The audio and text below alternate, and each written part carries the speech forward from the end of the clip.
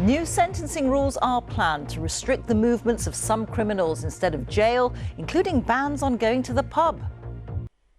People convicted of crimes in England and Wales could face punishments which include being banned from pubs and football matches.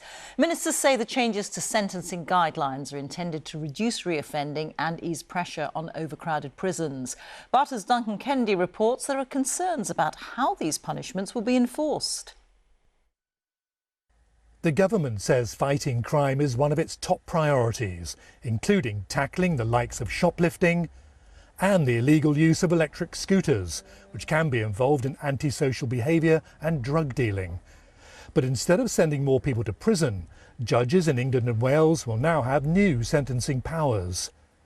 In future, they'll be able to curb offenders' freedoms through driving limits on how far they can go, travel bans for where they can travel to, and the use of restriction zones, confining them to specific areas.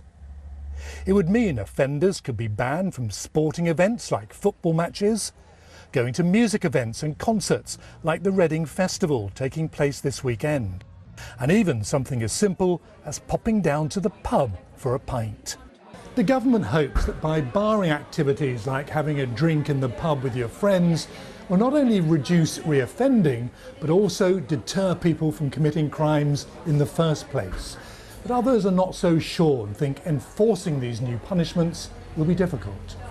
How are you going to stop someone from accessing a football match or a concert?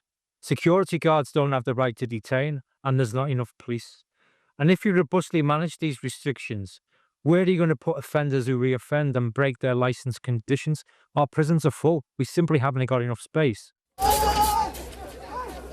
Earlier this year, some offenders celebrated their early release, which the government has now enacted to reduce pressure on prison places.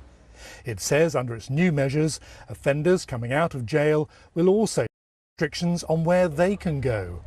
And criminals without known drug habits may face mandatory drug testing. At the moment, only those with a history of substance misuse are tested.